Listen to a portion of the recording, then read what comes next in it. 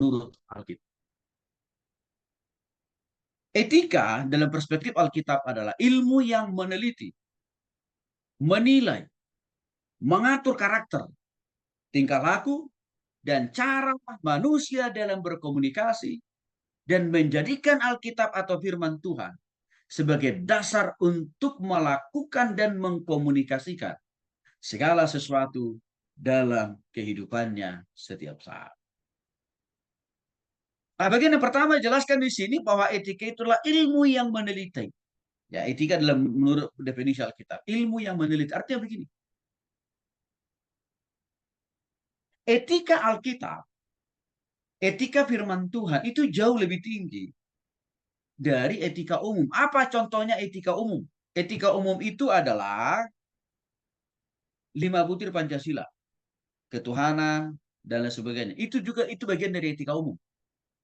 Yang kedua, bagian dari etika umum itu adalah Undang-Undang Dasar 45. Ya, dan semua pasal-pasal yang ada di dalam Undang-Undang Dasar 45 itu. Itu urutan kedua dari etika umum. Pertama tadi Pancasila, yang kedua adalah Undang-Undang Dasar 45 dan semua pasal-pasal yang ada dalam Undang-Undang Dasar 45. Contoh ketiga etika umum, apalagi peraturan peraturan pemerintah, baik yang dikeluarkan oleh presiden, oleh menteri, ya. Terus apalagi keputusan-keputusan yang dibuat oleh pengadilan. Contohnya apa? Keputusan pengadilan Mahkamah Konstitusi. Ya, contohnya kemarin waktu Gibran disetujui oleh Mahkamah Konstitusi, boleh mencalonkan diri menjadi cawapres. Itu sudah menjadi aturan. Dan itu berlaku bagi saudara bukan hanya untuk Gibran. Jadi kalau nanti saudara ya punya juga kesempatan untuk menjadi wapres kok. Asal umur karena umurnya sekarang sudah makin dikurangi. Sama juga sekarang menjadi gubernur, wakil gubernur, bupati, wali kota diturunkan sekarang ya usianya makin lebih muda. Ini berikan peluang bagi saudara. Nah, itulah etika umum.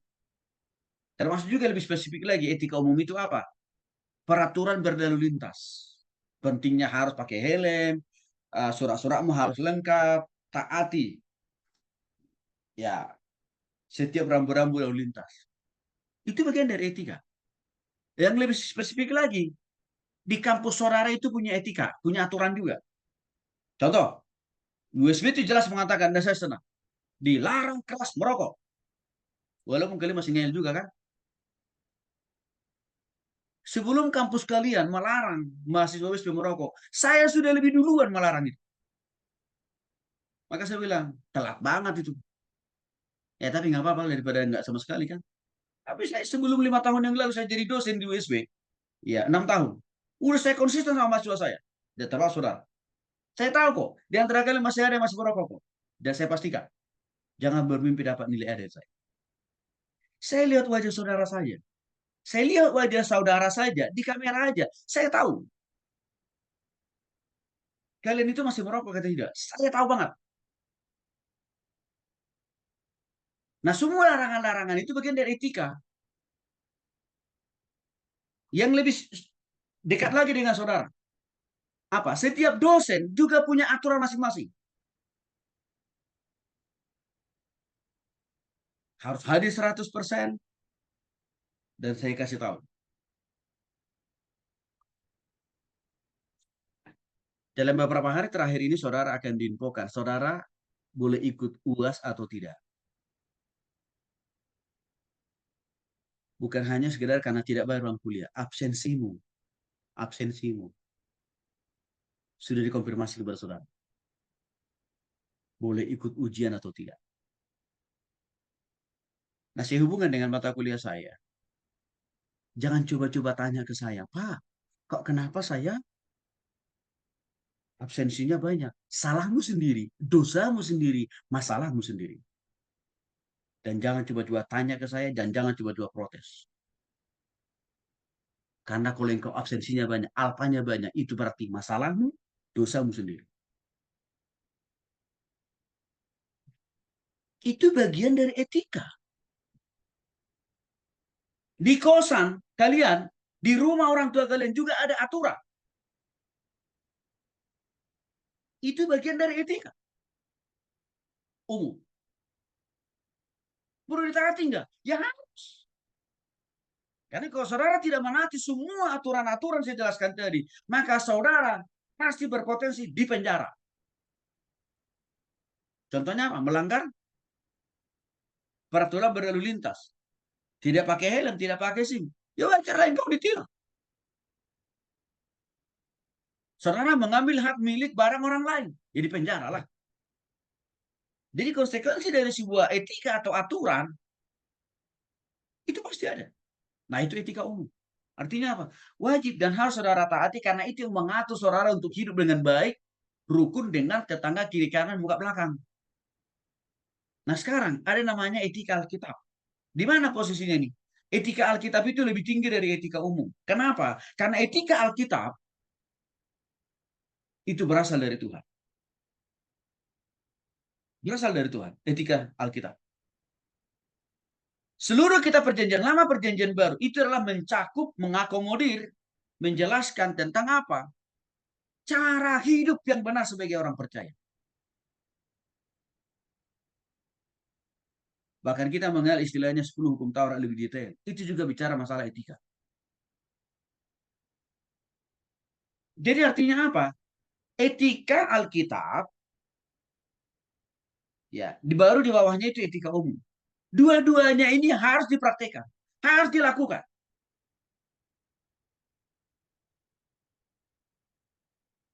Jadi kalau urutan sistematisasinya, mana lebih tinggi Pak Tony? Etika umum kah yang mengatur hubungan kita hidup dengan sesama tetangga, atau etika firman Tuhan? Etika firman Tuhan dulu. Adakah bagian-bagian dari etika firman Tuhan bertentangan dengan etika umum? Ada. Contoh, salah satu bentuk pertentangan. Tapi pertentangan ini bukan berasal dari etika Alkitab, tapi berasal dari etika umum. Contohnya, syarat mendirikan gereja yang dibuat oleh peraturan di negara ini. Itu disahkan melalui SK 3 menteri. Agama, hukum, dan bahkan juga dengan menteri dalam negeri. Oke? Nah, itu berlawanan dengan firman Tuhan, di mana firman Tuhan mengatakan bahwa tidak ada yang boleh melarang kita untuk beribadah. Nah, itu contohnya. Maka kalau ditanya, Pak, yang mana mau kita ikuti? Peraturan pemerintah kah atau peraturan dari firman Tuhan dari Alkitab? Yang harus lebih kita taati dan turuti adalah firman Tuhan. Jadi kalau ada pun larangan mendirikan ibadah dan gereja dan larangan untuk berdoa di negeri ini, kita tetap lawan dengan cara apa? Tetap beribadah dan berdoa. Dan sebenarnya SKB 3 menteri tadi itu juga bertentangan dengan di dalam etika umum sendiri. Contohnya tadi Pancasila, ketuhanan yang Maha Esa. Artinya apa? Semua agama berhak hidup di negeri ini tanpa harus ya dilarang beribadah. Yang kedua, berlawanan juga dengan pasal 29 tentang ya kebebasan memilih menjalankan agama masing-masing. Jadi di dalam etika umum itu ada banyak pertentangan juga di dalamnya. Maka tadi kalau ada pertentangan isi daripada etika umum dengan etika Alkitab, yang mana mau kita turuti? Yang mana lebih kita taati? Firman Tuhan. Lalu muncul pertanyaan, adakah etika Alkitab bertentangan dengan, dari Alkitabnya ini, bertentangan dengan etika umum? Nggak ada dari Alkitab. Kenapa? Karena dari Alkitab itu semuanya adalah sumber kebenaran dari semua kebenaran yang ada di muka bumi. Alkitab sumber yang pertama dari yang utama dari kebenaran. Ya, nah itu yang dimaksud dengan etika Alkitab, meneliti, mengkritisi, mengevaluasi etika umum. Jadi seandainya pun di negeri ini tidak ada aturan, Alkitab sudah cukup buat kita mengatur bagaimana cara hidup yang baik, berperilaku yang baik, berkomunikasi yang baik, belajar yang baik. Alkitab sudah cukup mengatur itu kok sebenarnya. Jadi nggak perlu harus menunggu-nunggu, oh ini belum ada pasalnya, belum ada undang-undangnya, nggak usah. Alkitab kita sudah cukup menjelaskan. Nah, etika Alkitab juga itu menuntun saudara bagaimana memiliki perilaku yang baik, karakter yang baik, tingkah laku yang baik. Itu Alkitab sudah menjelaskan itu. Walaupun tidak diatur secara spesifik di dalam etika umum. Artinya apa? Kalau saudara memahami dan mengerti, membaca, merenungkan, dan melakukan firman Tuhan, pasti etika komunikasimu, etika berpikirmu, etika perilakumu, etika cara belajarmu pasti lebih baik. Alkitab kita juga sudah mengatur etika atau cara berkomunikasi. Maka dengan demikian, Alkitab itu harus menjadi dasar yang pertama dan yang utama bagi orang percaya, bagi orang Kristen.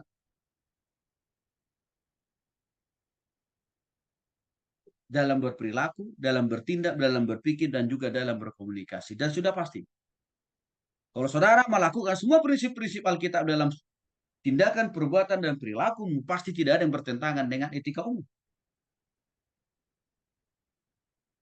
Pasti. Contohnya, sebelum kampus kalian ada larangan merokok. Firman Tuhan sudah lebih dulu mengatakan itu lebih dari 2000 tahun yang lalu. Roma pasal 12 ayat 1 sampai 2.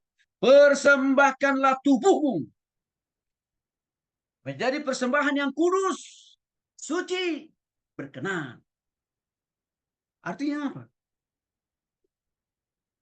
Di ayat yang kedua dikatakan, ibadahmu yang sejati itu adalah hidupmu, tubuhmu yang dengan engkau jaga kekudusan dan kesucian. Artinya, hidup yang berkenan di hadapan Tuhan itu, jikalau engkau menjaga kekudusan dan kesucianmu dengan tidak mengkonsumsi rokok, miras, dan narkoba. Contohnya. Itu sudah diatur kok di dalam firman Tuhan. Walaupun kampus kalian agak tell me. Baru buat peraturan itu. Saya tahu. Karena masih banyak. Ya, dosen-dosennya juga masih merokok kan. Saya tahu kok itu. Maka baru berani punya nyali membuat peraturan itu. Ya. Nah, etika Alkitab juga. Yang dimaksud dengan etika Alkitab itu yang kedua adalah berguna sebagai patokan. Patokan itu ukuran, standar, atau parameter. Bagaimana saudara berkomunikasi, bertindak, berperilaku, ya, untuk menyalurkan, untuk mendistribusikan, untuk menyampaikan yang ada di hati dan pikiran.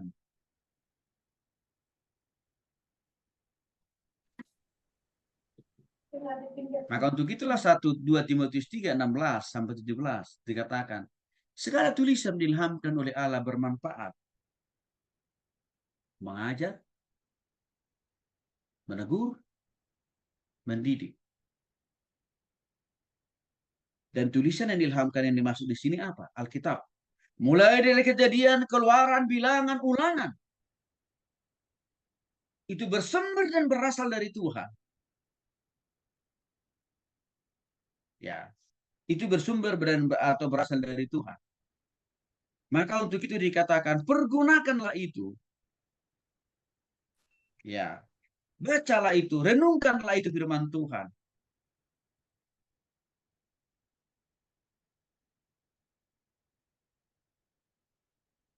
Tiap-tiap hari, tiap-tiap waktu, dalam setiap situasi dan keadaan. Maka firman Tuhan yang kau renungkan, yang kau renungkan itu pasti yang kau lakukan berdampak minimal 3 hal. Mendidik saudara, bagaimana cara berkomunikasi lebih baik. Bagaimana cara berpikir lebih baik. Bagaimana berperilaku lebih baik. Bagaimana cara belajar yang baik. Yang kedua, Alkitab yang kau baca itu, kau lakukan akan berdampak besar. Untuk menegur. Artinya apa? Menolong engkau untuk bertobat dan berubah.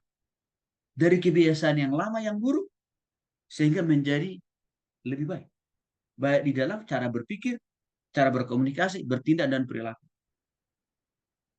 Yang ketiga, firman Tuhan yang kau baca dan kau renungkan akan lakukan setiap hari. Mendidikmu supaya makin bertambah benar.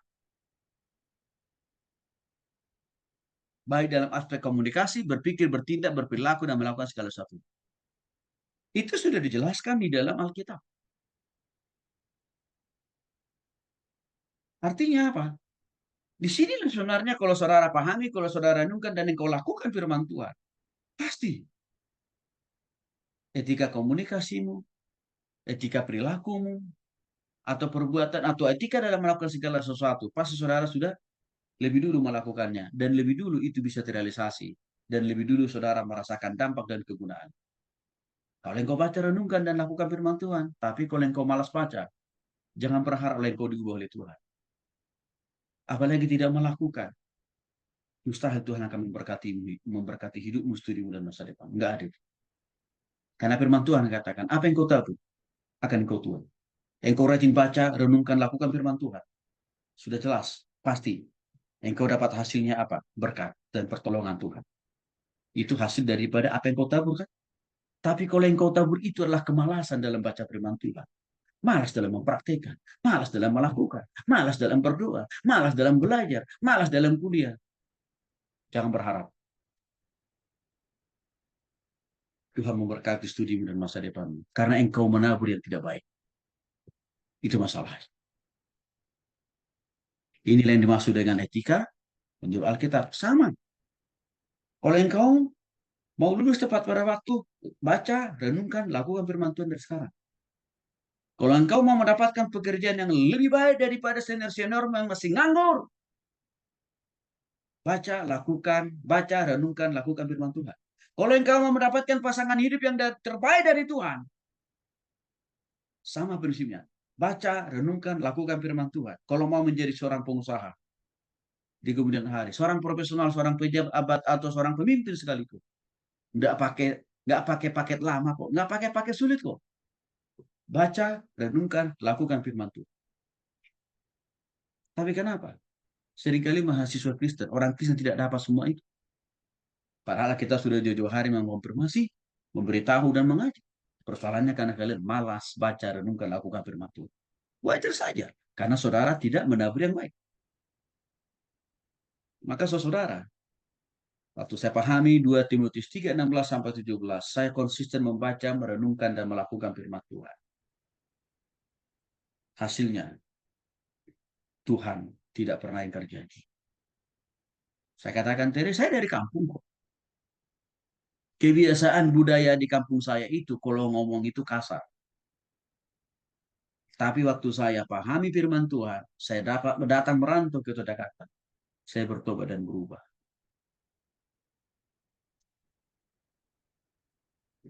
Bahkan saya bisa berkompetisi, bersaing dengan teman-teman saya yang lahir di kota.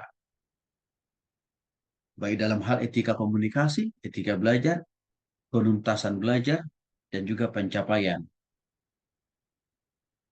studi demi studi, dan bahkan juga dan halal.